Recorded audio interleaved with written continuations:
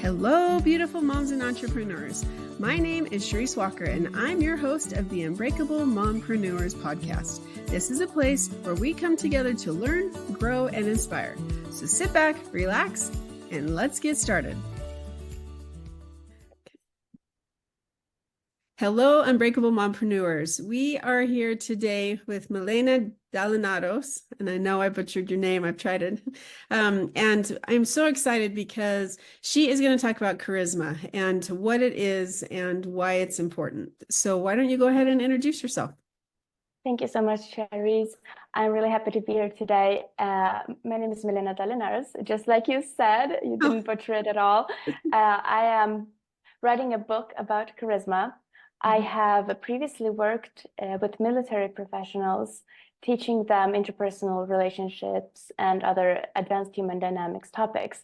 And well, then I noticed that for some people, it came very naturally. For others, with instructions, they could do the tools completely correctly, but something seemed mechanical. There wasn't this flow and presence as with the people who simply got descriptions for what they were already doing naturally anyway. So that made me think and become very fascinated in this topic, charisma.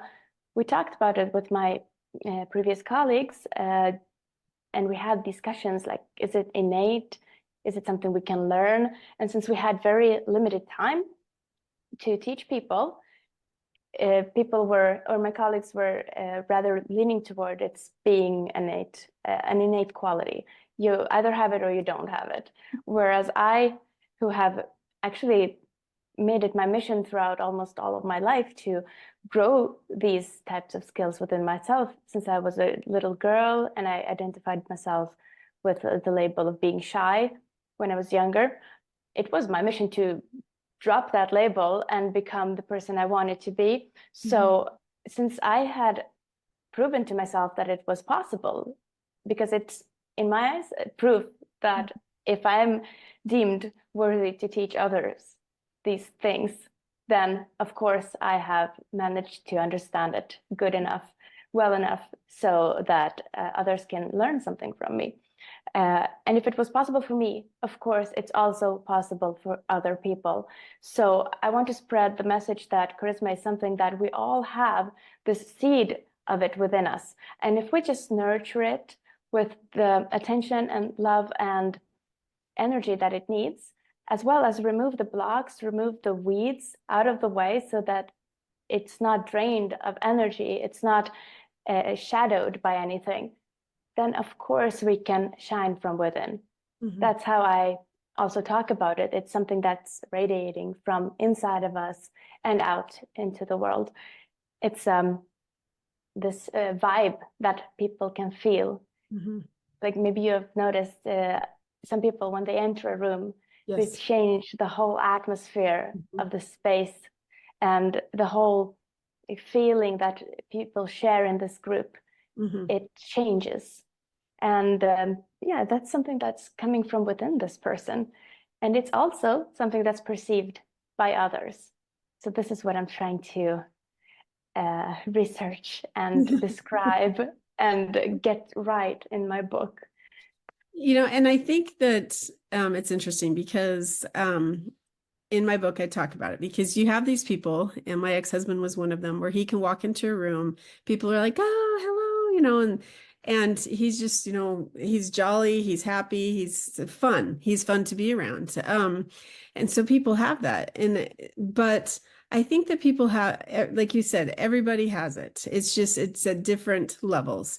And we can't compare ourselves to somebody else because that would be unnatural, I think. And so with charisma, I think for me, because I used to be like you, super shy. I was this people pleaser. I would never talk to anybody. I wouldn't, you know, I was just nervous all the time. And I was afraid if I said this, I was going to make somebody mad and stuff. And so what I realized is the more confidence I got, the more charisma I also received.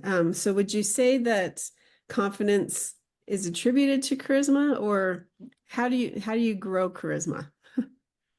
Well, first of all, absolutely, I agree that confidence is a very important part of charisma.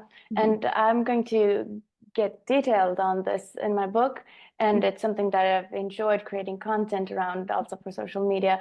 Confidence is such a fun and interesting topic, what it can do to someone once you understand that everyone has the right to go and become confident if they choose to. And it's not something that you need to be a specific sort of person to be able to be confident. Anybody can decide that I'm going to become confident. And how does that work? Well, confidence comes from competence in many aspects. When we speak about charisma, most people refer to confidence as being competent within interpersonal relationships with other people. When we are someone who naturally and effortlessly connect with others, when we dare to have good and genuine eye contact, when we can be natural in our face and have this smile when it's appropriate, or dare to be serious and not smile when that is more appropriate, and other examples like this. So long story short, we mean this type of confidence mostly when speaking of charisma. But just with as with other types of confidence, like you can be confident in programming languages, you can be confident in how to organize a big project, or you can be confident as a public speaker, as a parent, as a soccer trainer, anything. It's a set of skills. It's an area of expertise, as all of these other things. And how do you become confident in a programming language? Well, you practice it a lot, and you make sure to understand it. If it's something that's hard to understand, you ask questions about it, and you find ways to learn it based on your learning style. And this is the exact same way, the same thing. You understand that it's a set of skills, it's an area of expertise, and you break it down. What do you need to be good at to be good at this set of skills? What are the skills? So it's body language, for example. It's being a good listener.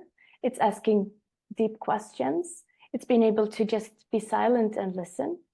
It's showing interests in other people, remembering what they have told you, giving sincere compliments about things that they have accomplished, making other people feel good about themselves in your presence. All of these things are things that anybody can learn. And yeah, sure, for some it's more natural and more effortless than for others, but mostly it's because they have had more times when they have practiced this. They have been in situations where they have used these skills. So of course, they will be better at it. They have done it more.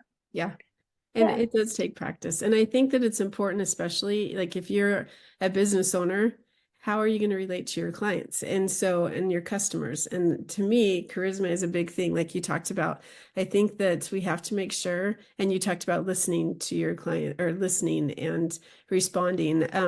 There's one of my mentors, I love him dearly, and he's one of those guys that can get up in a room and just speak, and his name is Brian Buffini, and I've followed him for 5 years, right? He's in my real estate. He's a mentor, and he was gone one day. He talks about he used to travel all the time, right? And so he would come home, and his wife had all her friends over, or at least a couple of friends. And so he sat there for the next 10 to 15 minutes, and he asked them questions. He didn't say a single word about himself. He didn't say anything like that.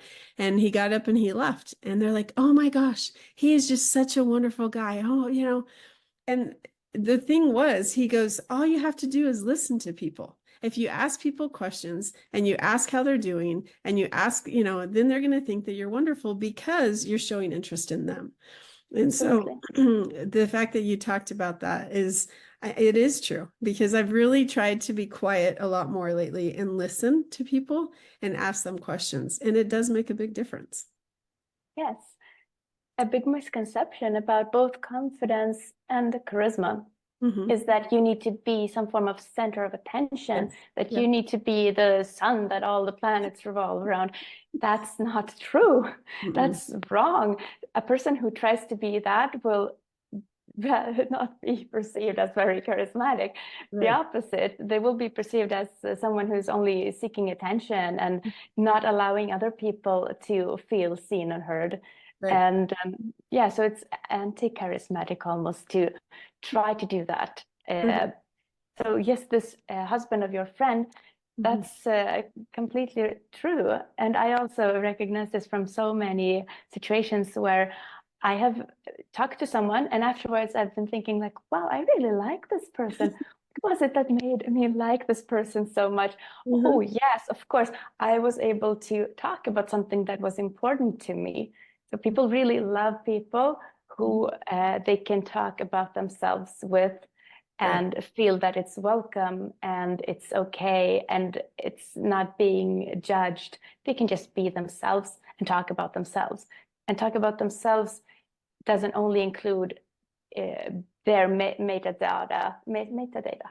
Anyway, the things about themselves concretely. It can be something they're interested in or something that they have recently learned that fascinates them, or about their future plans. It can be anything that they want to and feel a need to talk about. So absolutely, agree completely. So what made you decide to get into this? So this shy girl label was something that I was determined to get rid of.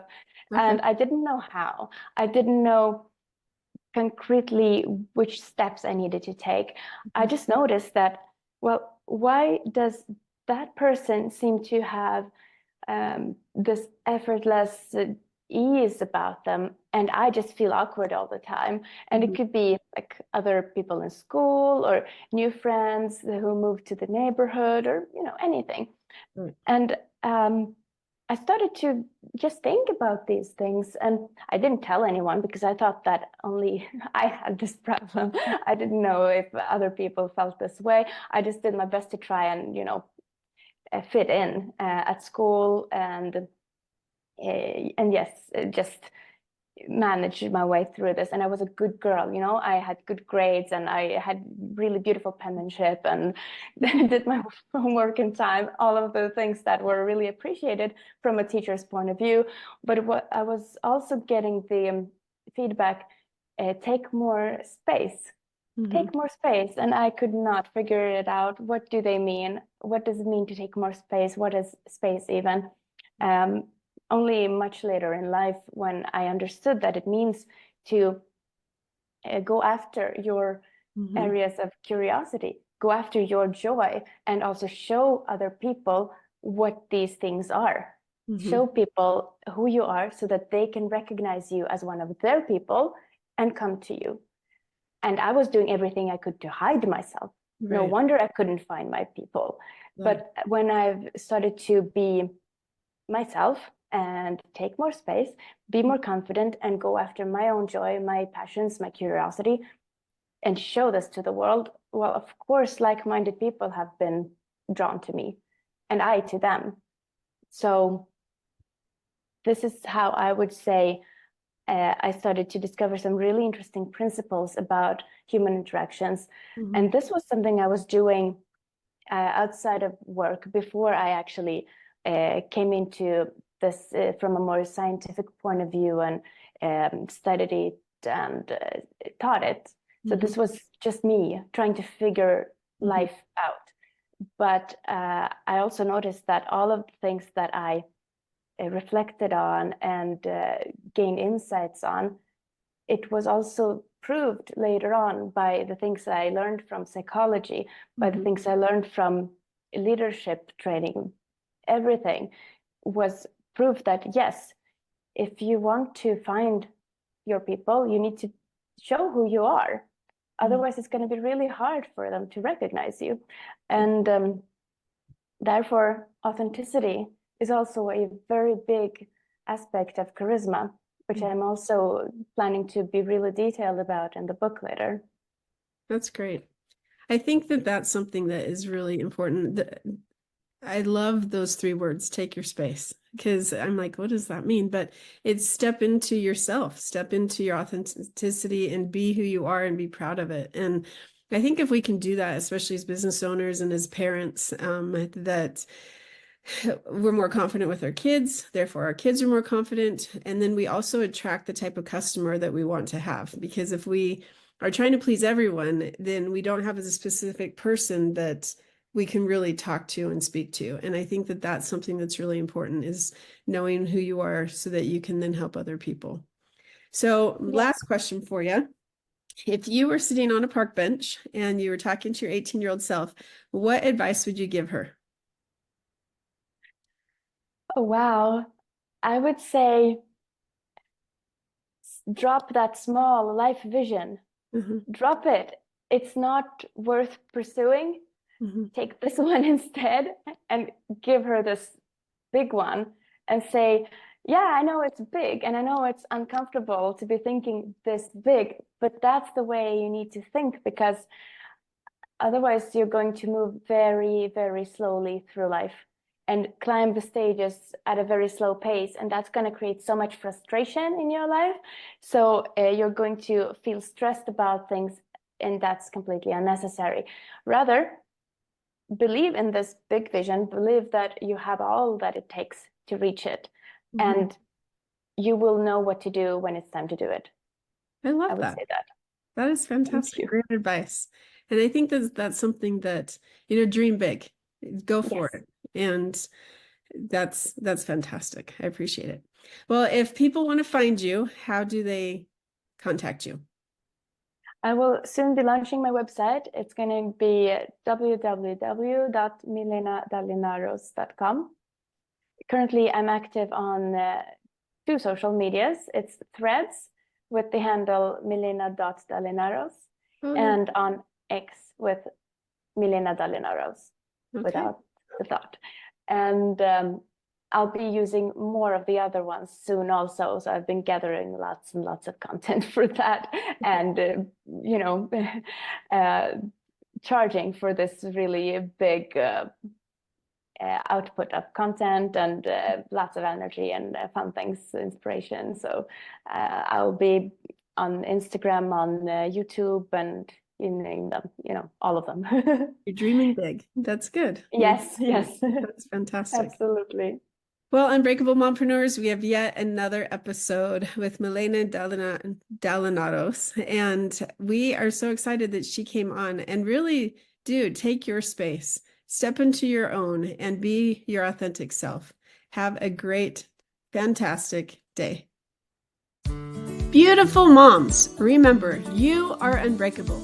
Keep illuminating the world with your strength, pursuing your dreams, and reveling in the splendor of motherhood. This is Charisse Walker, bidding you farewell for now. Stay tuned for more empowering conversations on the next episode of the Unbreakable Mompreneurs podcast. Until then, keep shining bright. Signing off with love, Charisse Walker.